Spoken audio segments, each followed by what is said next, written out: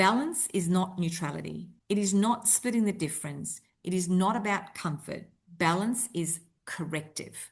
If systems have leaned in one direction for decades, restoring balance requires intentional counterweight, policy reform, cultural intervention, and accountability. Welcome to Future Fit Leadership, a podcast for leaders at every stage who want to stay relevant in a world that keeps changing. Leadership has shifted. The pace is faster, the expectations are higher, and the future is calling for a different kind of leader. One who is human-centered, grounded, and able to balance capability with empathy. These conversations bring together global perspectives on the skills and mindsets that help people and organizations thrive. Hello and welcome to Future Fit Leadership. I hope wherever you are listening to this podcast, you are well. Today's conversation is a solo reflection, one that I wrote for International Women's Day with the theme Balance the Scale and the wider global context we are all now navigating. This is a reflection on leadership, power, and responsibility, and I hope it gives you space to think about your own role in steadying the environments you shape. Today is International Women's Day, and across the country leading up to this day and after this day, there will have been breakfasts, panel discussions, inspirational speakers, powerful stories shared, and many LinkedIn posts celebrating the day. As always, we have gathered, celebrated, and acknowledged progress. But how often are we in rooms where the most senior executives, particularly men who hold structural power, are absent? I have seen this at many of the presentations that I have done on this day across the country. If we are serious about balance, those who hold the levers of power need to be in the room, not as symbolic supporters, but as decision makers willing to adjust systems. Balance cannot be a conversation women have with each other about how to endure imbalance. It has to be a leadership conversation about how to correct it. So for many years now, I haven't celebrated International Women's Day for all the reasons that I have just mentioned, but also because here in Australia, 1 woman a week is killed through domestic and family violence. Women retire on significantly less superannuation than men. Older women are the fastest growing cohort experiencing homelessness. The gender gap still persists, and representation in senior executive and board roles is still uneven. So I find myself asking quietly on this day, what exactly are we celebrating?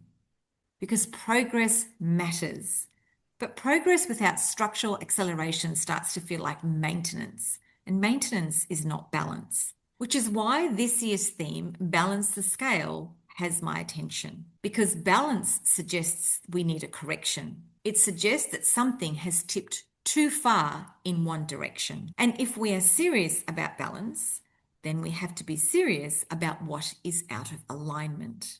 We are living in a moment globally where leadership standards feel very fragile. There have been repeated moments of opportunity for leaders to step up, call out poor behavior, to reset tone, and to reinforce what is acceptable and what is not. But often that intervention has not come. And when silence sits where accountability should be, something shifts. The rhetoric we are hearing at the highest levels is enabling people to say things publicly that not that long ago they would never have considered saying. Language that once would have disqualified someone from leadership is now defended as strategy or dismissed as theatre. When tone lowers at the top, it travels. It filters through organisations, institutions, workplaces, and communities. Recently, President Donald Trump shared racist imagery targeting Michelle and Barack Obama. It was not just offensive, it was instructive. It signalled how far public conduct has shifted. When behaviour lowers at the very top, it changes what feels permissible everywhere else. When standards slip in the highest office, lines that once felt clear begin to blur. Conduct that was once universally condemned becomes political theatre. And gender equity does not sit outside of politics, economics, or culture. It sits inside those systems. So when they destabilise, women and girls often absorb the consequences. For example, in Iran, women have risked imprisonment and death to assert autonomy. In Afghanistan, girls have been barred from secondary education and removed from public life. In conflict zones globally, displacement interrupts schooling and healthcare. It increases exposure to violence, and instability deepens inequality. These are not symbolic setbacks, these are structural decisions. So when we talk about balance the scale, we cannot treat it as a slogan because it is a leadership challenge. Even now, more often than not, I am still the only woman in the room. And not just the only woman of colour. When you are the first and only, that is not balance. No one has to say it, but you feel it the moment you walk in. You become conscious of how you enter the space, how much space you take up, how you speak, how firmly you make your point, because you are aware that you are visible in a different way. And that awareness has impact. It shapes how you present. It shapes how much space you believe you are allowed to take. And it shapes your confidence, especially early on. And it takes time to find your footing in that environment, to build the confidence to ensure you are not just present, but heard, to speak constantly without changing your tone, and to trust that you can be direct without being labelled. And that adjustment is not written into any leadership framework. It is carried quietly. When you are the only one, the system is not balanced by default. An imbalance, even when subtle, influences behaviour, opportunity, and voice. Multiply that across industries and across generations, and it stops being personal. It becomes structural. Across the hundreds of leaders I have interviewed on Future Fit Leadership, one pattern is clear. Women do not lack capability. They lack equitable context. They over-prepare, they over-deliver, they carry invisible labour, they smooth culture, they mentor, they hold teams together. And often they do it quietly. Balance is not neutrality. It is not splitting the difference. It is not about comfort. Balance is corrective. If systems have leaned in one direction for decades, restoring balance requires intentional counterweight, policy reform, cultural intervention, and accountability. And Australia has examples of steady leadership.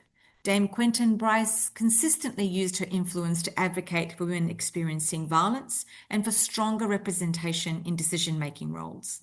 Tanya Hosh has worked across sport and governance to expand representation and challenge exclusion.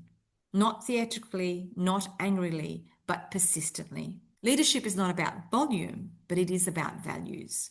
So what does balancing the scale actually require? Well, if you're a CEO, have you audited pay equity recently with rigor?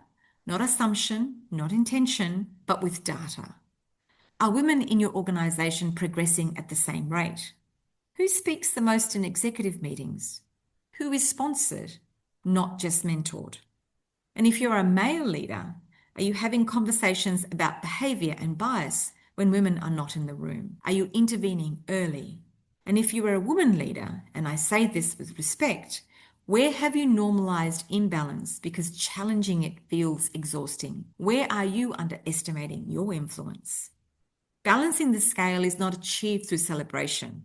It is achieved through discipline, enforcing respectful workplace policies consistently, reviewing pay structures transparently, ensuring leadership pipelines are not accidentally exclusive, and intervening when conduct erodes dignity.